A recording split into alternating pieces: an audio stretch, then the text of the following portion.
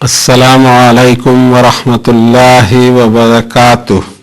اللہ کی طرف سے سلامتی اور رحمتیں اور برکتیں ہوں آپ پر، اور مجھے امید ہے کہ یہی دعا آپ نے مجھے جواباً لوٹائی ہوگی۔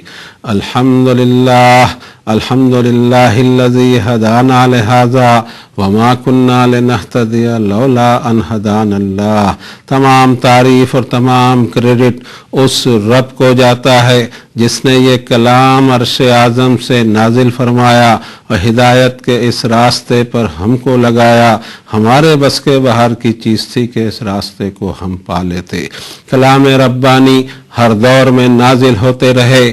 فائنلی جناب رسول اللہ صلی اللہ علیہ وسلم پر، خاتم الانبیاء والمرسلین پر اپنا آخری کلام اتار دیا، جو آج تک ہر طرح سے محفوظ شکل میں ہمارے پاس، ہمارے سینوں میں اور ہماری کتابوں میں اور ہماری تحریروں میں اور ہر طرح کے ذرائع اور وسائل پر آج موجود ہے۔ اس پر ہم اللہ کا جتنا بھی شکر ادا کرے کم ہے۔ کتاب اللہ شروع کی ہم نے سورۃ البقرہ 2 نمبر کی سورت شریفہ کے دوسرا رکوع، جو ایک طویل رکوع ہے، اس کی ہم چند آیتیں اس وقت لیں گے جتنا وقت اجازت دے گا، پھر اس پہ تدبر اور تفکر کریں گے، اس سے درس عبرت اور نصیحت حاصل کرنے کی کوشش کریں گے، اور پھر یہ بھی کوشش ہم کو کرتی رہنی ہے عمر بھر کہ ہماری زندگی پر، ہمارے اخلاق پر، ہمارے معاشرت پر، ہماری معیشت پر اس کا اثر بھی ہو، اور ایک نورانی ماحول ہمیں میسر ہو جس میں ہمارا رب دنیا میں بھی ہمیں نوازے اور آخرت میں ہم سب کی مغفرت فرما دے، آمین۔ اعوذ باللہ من الشیطان الرجیم، بسم اللہ الرحمن الرحیم۔ ومن الناس من يقول آمنا باللہ وبالیوم الآخر وما هم بمؤمنین یخادعون اللہ والذین آمنوا وما يخدعون الا انفسهم وما يشعرون فی قلوبهم مرض فزادهم اللہ مرضا ولهم عذاب علیم بما كانوا يكذبون۔ وإذا قيل لهم لا تفسدوا في الأرض قالوا إنما نحن مصلحون ألا إنهم هم المفسدون ولكن لا يشعرون۔ وإذا قيل لهم آمنوا كما آمن الناس قالوا أنؤمن كما آمن السفهاء ألا إنهم هم السفهاء ولكن لا يعلمون۔ وإذا لقوا الذين آمنوا قالوا آمنا وإذا خلوا إلى شياطينهم قالوا إنا معكم إنما نحن مستهزئون الله يستهزئ بهم ويمدهم في طغيانهم يعمهون۔ صدق اللہ العظیم۔ یہ عرش سے اترا ہوا کلام ربانی تھا، عربی مبین زبان میں، جس کو پڑھنے کی توفیق اللہ تعالیٰ نے اس عاجز بندے کو عنایت فرمائی۔ اب اس کے معنی اور مطلب سے قریب ہونے کی ہم کوشش کرتے ہیں، اس لیے کہ ہم نے اپنے ہی ہاتھوں اس زبان سے دوریاں پیدا کر لی ہیں، جبکہ ہمارے حفظ اور حافظے میں یہ زبان ہے، اسی میں ہم اپنی نمازیں ادا کرتے ہیں، دیگر عبادتیں ہماری ہیں، دعائیں ہیں اسی زبان میں۔ کاش کہ ہم اس کے معنی بھی سمجھنے کی کوشش کرتے۔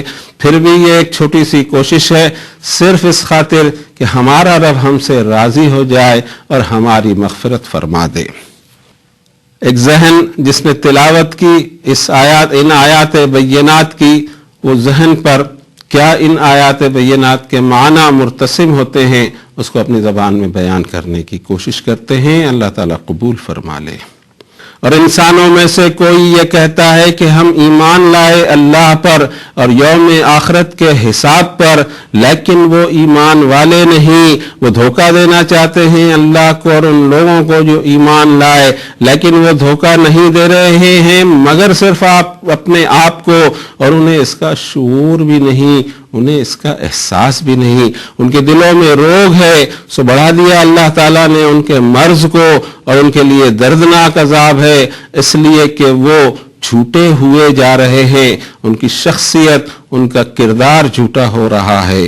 اور جب ان سے کہا جائے کہ زمین میں فساد نہ پھیلاؤ، ڈسٹربنس نہ مچاؤ، تو ان کا دعویٰ یہ ہوتا ہے کہ در حقیقت ہم تو مصلحون ہیں، ریفارمر ہیں، اچھی طرح جان لو کہ یہی فسادی ہیں، لیکن انہیں اس کا احساس بھی نہیں، شعور بھی نہیں۔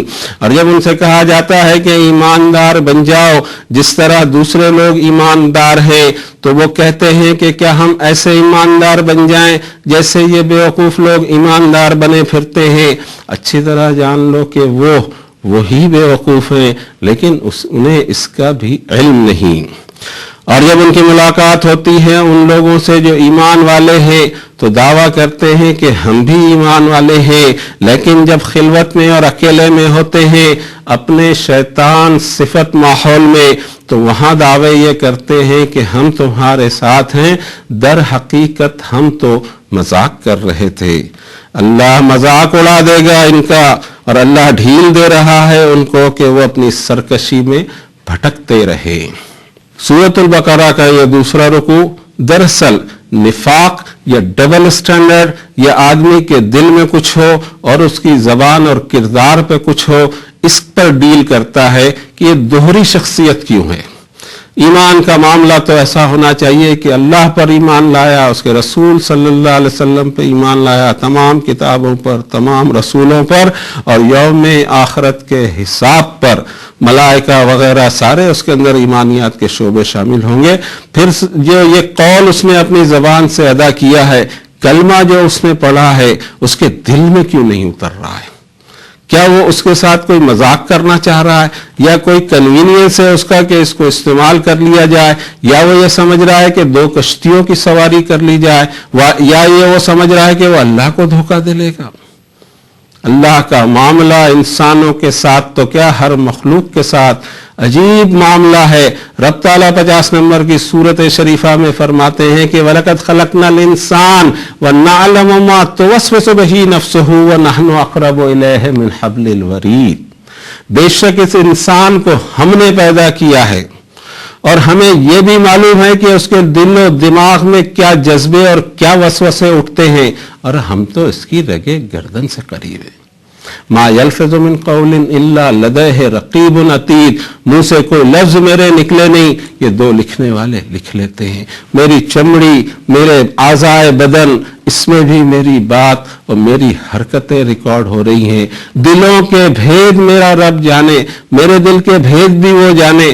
میں اس کو چیٹ کر سکتا ہوں، میں اس کو دھوکہ دے سکتا ہوں، یا میں اس کے ساتھ یہ کھیل کھیل سکتا ہوں کہ زبان پہ میرے کچھ ہو اور میرے دل میں کچھ ہو؟ کیا میں یہ بات میرے رب سے چھپا سکوں گا؟ ایمان کا سب سے پہلا تقاضا یہ ہے کہ آدمی پورے کے پوری طرح ایماندار بن جائے، اور اسی کو فرمایا رب تعالیٰ نے یا ایھا الذین آمنوا ادخلوا فی السلم کافہ وَلَا تَتَّبِعُوا خُطُوَاتِ الشَّيْطَانِ إِنَّهُ لَكُمْ عَدُوٌّ مُّبِينٌ۔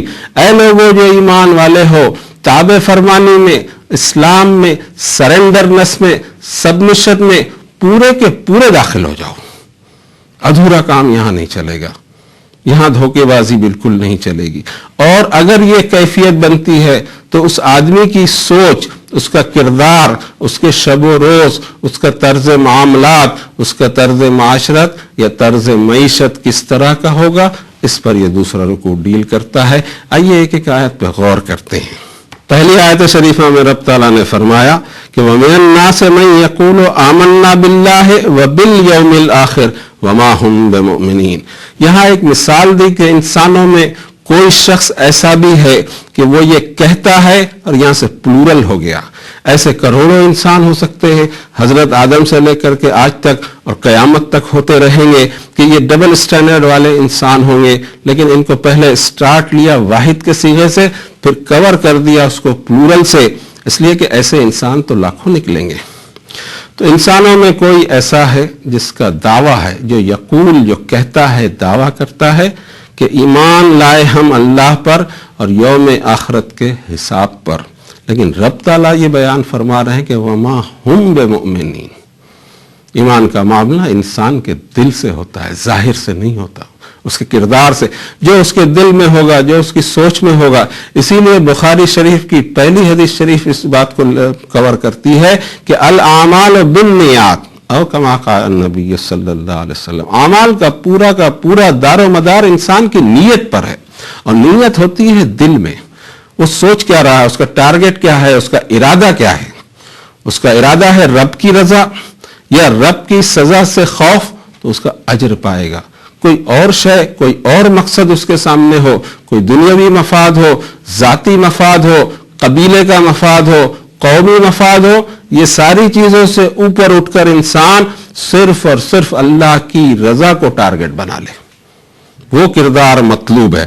اور یہاں اگر اس طرح کا کردار ہے تو رب تعالیٰ فرماتے ہیں کہ وما ہم بمؤمنین، یہ صرف کوئی لپ سروس ہو، زبانی قول ہو، کسی کو کچھ کہہ دیا ہو اور ہم سوچیں کہ اس طرح سے ہو جائے گا، نہیں، یہ بہت سیریس معاملہ ہے. یہ جو قول اور قرار ہے، یہ جو کلمہ ہے، چھوٹا سا کلمہ ہے لیکن وہ اپنے اندر میں گہرائی رکھتا ہے. لا الہ الا اللہ محمد الرسول اللہ صلی اللہ علیہ وسلم.